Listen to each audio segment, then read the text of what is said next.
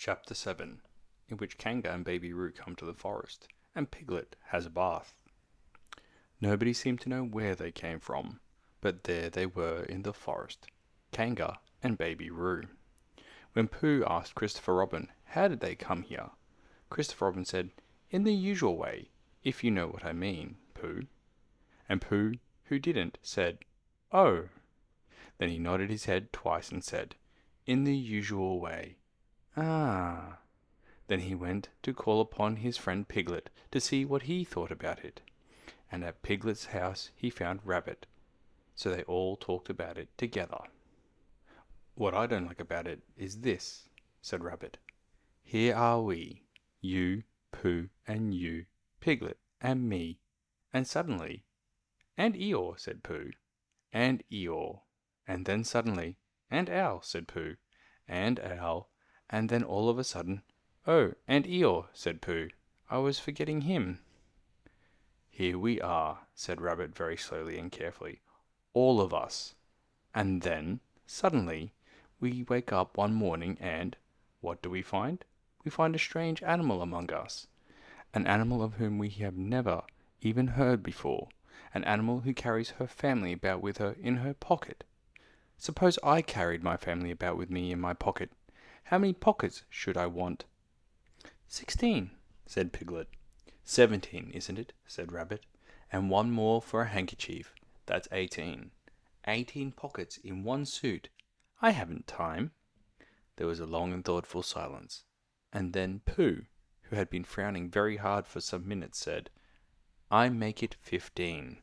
"What?" said Rabbit. 15. 15 what? "Your family. What about them?" Pooh rubbed his nose and said that he thought Rabbit had been talking about his family. "Did I?" said Rabbit carelessly. "Yes, you said." "Never mind, Pooh," said Piglet impatiently. "The question is, what are we to do about Kanga?" "Oh, I see," said Pooh. "The best way," said Rabbit, "would be this.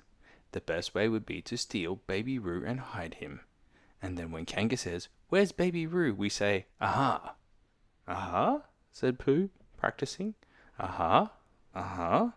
Of course," he went on, "we could say 'aha' even if we hadn't stolen Baby Roo." "Pooh," said Rabbit kindly, "you haven't any brain." "I know," said Pooh humbly. "We say 'aha' so that Kanga knows that we know where Baby Roo is. 'Aha' means we'll tell you where Baby Roo is if you promise to go away from the forest and never come back. Now don't talk while I think." Pooh went into a corner and tried saying "aha" in that sort of voice. Sometimes it seemed to him that it did mean what Rabbit said, and sometimes it seemed to him that it didn't. "I suppose it's just practice," he thought. "I wonder if Kanga will have to practice too, so as to understand it." "There's just one thing," said Piglet, fidgeting a bit. "I was talking to Christopher Robin, and he said that a Kanga was generally regarded as one of the fiercer animals. I am not frightened of fierce animals in the ordinary way, but it is well known that if one of the fiercer animals is deprived of its young, it becomes as fierce as two of the fiercer animals, in which case 'aha' is perhaps a foolish thing to say." "Piglet," said Rabbit, taking out a pencil and licking the end of it, "you haven't any pluck." "It is hard to be brave," said Piglet, sniffing slightly, "when you're only a very small animal." Rabbit, who had begun to write very busily, looked up and said, "It is because you are a very small animal that you will be useful in the adventure before us." Piglet was so excited at the idea of being useful that he forgot to be frightened any more, and when Rabbit went on to say that Kangas were only fierce during the winter months, being at other times of an affectionate disposition, he could hardly sit still. He was so eager to begin being useful at once. "What about me?" said Pooh sadly. "I suppose I shan't be useful." "Never mind, Pooh," said Piglet comfortingly. "Another time, perhaps." "Without Pooh," said Rabbit solemnly, as he sharpened his pencil, "the adventure would be impossible." "Oh," said Piglet, and tried not to look disappointed. But Pooh went into a corner of the room and said proudly to himself, "Impossible without me. That sort of bear." "Now listen, all of you," said Rabbit, when he had finished writing, and Pooh and Piglet sat listening very eagerly with their mouths open. This was what Rabbit read out. Plan to capture Baby Roo. 1. General remarks. KANGA runs faster than any of us, even me. 2. More general remarks. KANGA never takes her eye off Baby Roo, except when he's safely buttoned up in her pocket. 3. Therefore, if we are to capture Baby Roo, we must get a long start, because KANGA runs faster than any of us, even me. C1. 4. A thought. If Roo had jumped out of KANGA's pocket and Piglet had jumped in, KANGA wouldn't know the difference because Piglet is a very small animal. 5. Like Roo. 6. But KANGA would have to be looking the other way first, so as not to see Piglet jumping in. 7. C2. 8. Another thought. But if Pooh was talking to her very excitedly, she might look the other way for a moment. 9. And then I could run away with Roo. 10. Quickly. 11. And KANGA wouldn't discover the difference until afterwards. Well, Rabbit read this out proudly, and for a little while after he had read it, nobody said anything. And then Piglet, who had been opening and shutting his mouth without making any noise, managed to say very huskily, "And afterwards? How do you mean? When KANGA does discover the difference, then we all say, 'Aha!' All 3 of us? Yes. Oh. Why, what's the trouble, Piglet?" "Nothing," said Piglet, "as long as we all 3 say it." "As long as we all 3 say it," said Piglet. "I don't mind," he said, "but I shouldn't care to say 'Aha!' by myself. It wouldn't sound nearly so well. By the way," he said, "you are quite sure about what you said about the winter months?" "The winter months?" "Yes, only being fierce in the winter months." "Oh, yes, yes. That's all right. Well, Pooh, see what you have to do?" "No," said Pooh Bear. "Not yet," he said. "What do I do?" "Well, you just have to talk very hard to KANGA, so as she doesn't notice anything." "Oh, what about?" "Anything you like." "You mean like telling her a little bit of poetry or something?" "That's it," said Rabbit. "Splendid. Now come along." So they all went out to look for KANGA. KANGA and Roo were spending a quiet afternoon in a sandy part of the forest. Baby Roo was practicing very small jumps in the sand, and falling down mouse holes and climbing out of them, and KANGA was fidgeting about and saying, "Just one more jump, dear, and then we must go home." And at that moment, who should come stumping up the hill but Pooh. "Good afternoon, KANGA." "Good afternoon, Pooh." "Look at me jumping," squeaked Roo, and fell into another mouse hole. "Hullo, Roo, my little fellow. We were just going home," said KANGA. "Good afternoon, Rabbit." "Good afternoon, Piglet." Rabbit and Piglet, who had now come up from the other side of the hill, said "Good afternoon" and "Hullo, Roo," and Roo asked them to look at him jumping, so they stayed and looked. And KANGA looked too. "Oh, KANGA," said Pooh, after Rabbit had winked at him twice, "I don't know if you're interested in poetry at all." "Hardly at all," said KANGA. "Oh," said Pooh. "Roo dear, just one more jump and then we must go home." There was a short silence, while Roo fell down another mouse hole. "Go on," said Rabbit in a loud whisper behind his paw. "Talking of poetry," said Pooh, "I made up a little piece as I was coming along. It went like this.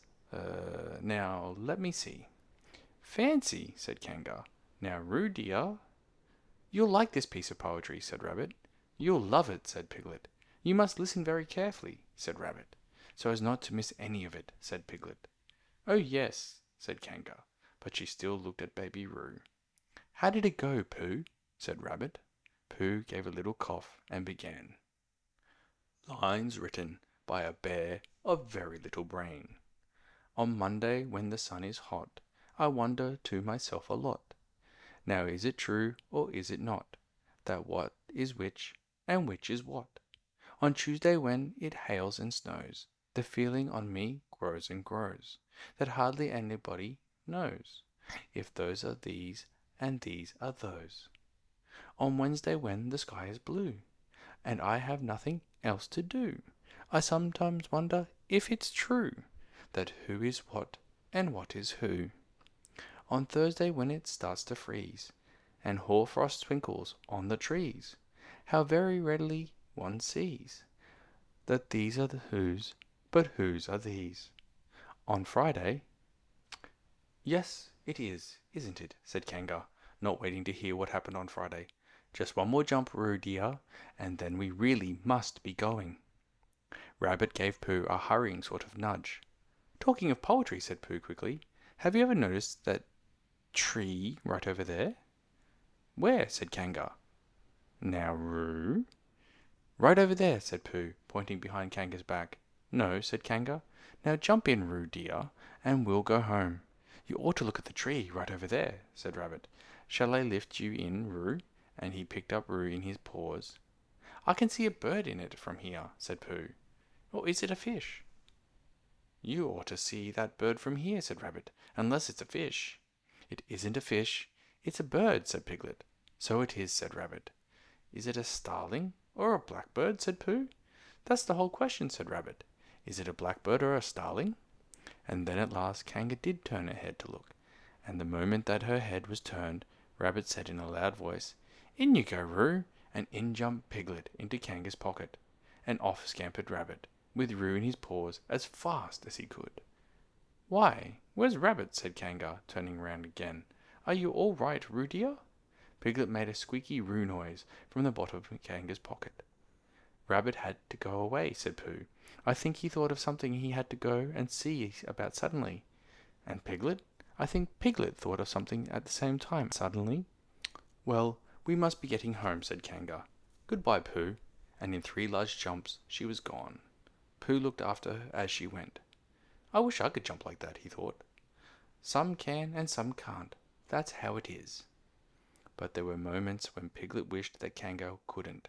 Often, when he had had a long walk home through the forest, he had wished that he were a bird. But now he thought jerkily to himself at the bottom of Kanga's pocket, If this is flying, I shall never really take to it. And as he went up in the air, he said, Ooh, and as he came down, he said, Ow. And he was saying, Ooh, ow, ooh, ow, ooh, ow, all the way to Kanga's house. Of course, as soon as Kanga unbuttoned her pocket, she saw what had happened. Just for a moment she thought she was frightened, and then she knew she wasn't, for she felt quite sure that Christopher Robin would never let any harm happen to Roo. So she said to herself, If they are having a joke with me, I will have a joke with them. Now then, Roo dear, she said, as she took Piglet out of her pocket. Bedtime. Aha, said Piglet, as well as he could after his terrifying journey. But it wasn't a very good aha, and Kanga didn't seem to understand what it meant. Bath first, said Kanga in a cheerful voice. Aha, said Piglet again, looking round anxiously for the others, but the others weren't there.